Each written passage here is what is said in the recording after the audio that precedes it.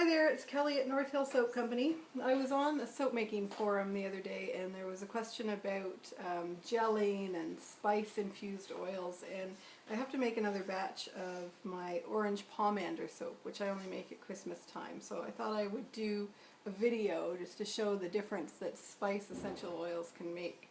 So this is just a basic batch of my standard batter for soap, and I've already poured off 2 cups per loaf of uncolored batter without any essential oils or fragrance or anything done to it, and I'm going to use that for a swirl later because you'll see what happens when I put the spice essential oils into the main batter and it just goes crazy. So here is my essential oil mix. I've got predominantly orange wax in there, which is lovely. If you haven't tried it, use that for orange scent in your soap. Holds much better than orange essential oil, even the folded ones I found. So orange wax, I got mine at New Directions, but you may be able to get it other places. So I've already brought the batter to a medium light trace. It's pretty liquid still, as you can see, not leaving much of a trace, so pretty much emulsified. And I'm going to put in my essential oil mix. Sorry, orange wax and cinnamon leaf essential oil, ginger steam distilled, so that's the stinky sock one, but I don't mind it in blends as long as it's very small. It still gives you that hint of ginger, but you don't pick up on the smelly sock quite so much. What else?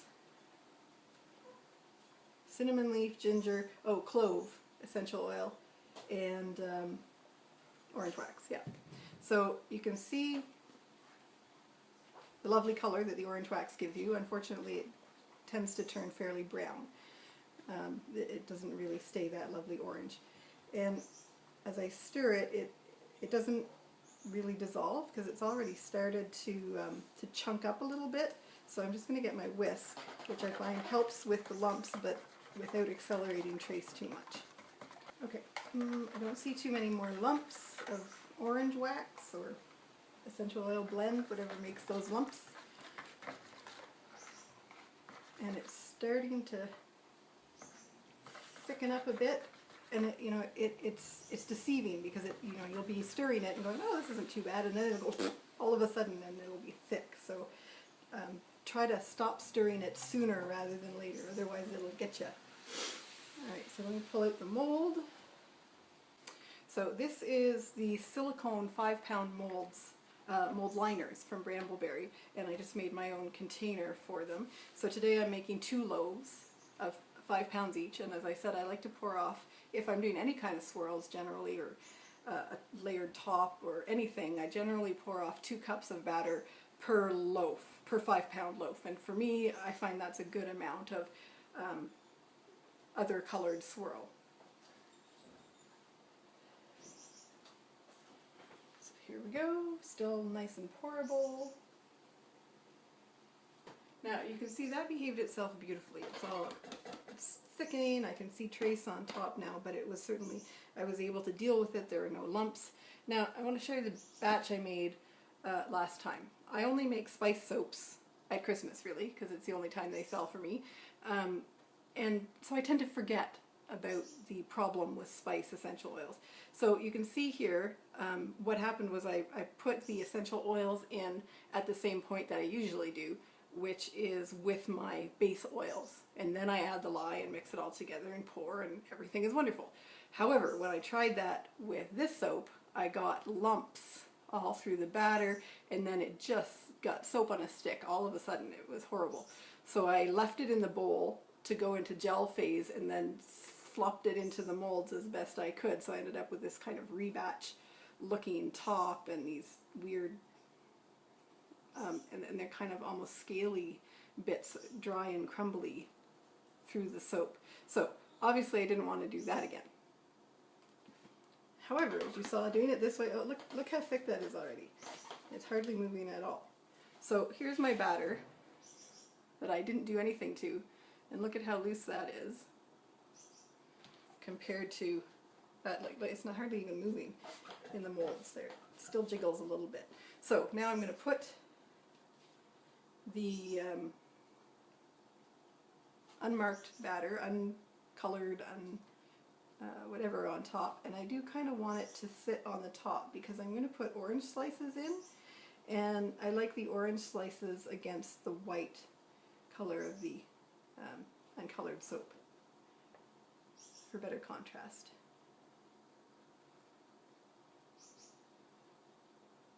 You see how loose it is, and it's just sitting right on top of that spice soap. Sets of soap are in there now.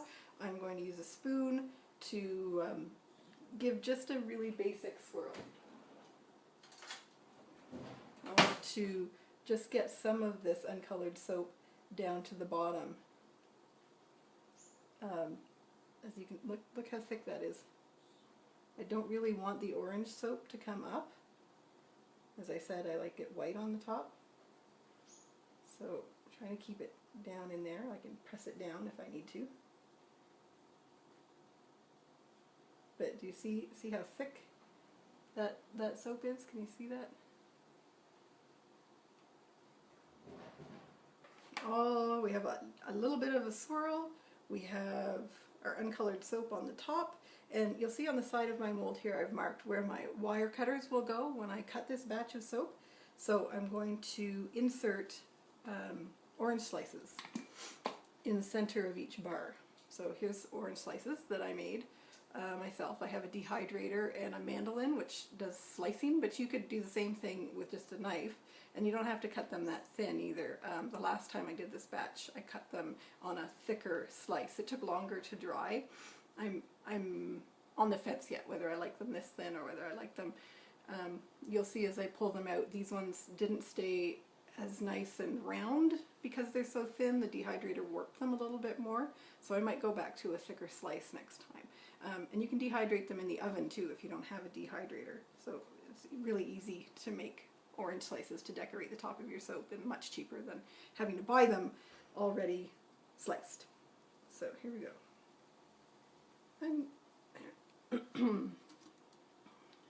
So you see how it's not flat? I don't like that. I would like it to be straight. Because when you're putting in putting things in your... Woo! That was my soap batter on the floor. What's left? There wasn't very much left. Clean that up after. It's just going to saponify on the tiles, so that's fine. What was I saying? I forget. Well, so it's a good thing for me that the essential oils have caused the soap batter underneath to be so firm, because as you can see it's holding my orange slices right in place. So now the last thing I'm going to do, I'll do that other loaf when you're not watching, because you don't need to watch me do the other loaf, it's the same thing, is because this is orange pomander soap, you know those oranges that you stuff full of cloves and you can hang up at Christmas time. So I'm just adding a little clove bud on either side. Now these, because they're very short, don't hold as well. They're just staying up in the uncolored soap batter. So we'll see how it goes. I may have to wait on the cloves until it thickens up. I think I'm going to wait a little bit because it's okay, but I think I would like it better if they were being held up a little bit more. And I do want people to be able to pick those, especially the clove buds, out when they use the soap, because I don't think you would want to rub a clove bud on yourself. It would be uncomfortable. So yes, the last batch that I did is I'll cut it. Well, actually I won't be cutting this one because it's going as a whole loaf to Nowinkies in a month and a bit. I wanted to show you how the last batch that I made turned out. So as you can see, it squished a little bit when I put it in the box, but it's all right. So there is the little bit of a swirl just for interest. And there's the other side. And you can see the orange wax. It's not really very orange. It's kind of a beige color, unfortunately. And there's the top with the orange slice and cloves. And that's it. So you might as well use spice essential oils to your benefit and stick something in there, or embeds would hold up really nicely too because it thickens up so quickly and then you don't have to wait. So happy soaping, have an excellent day, and we'll see you soon. Bye.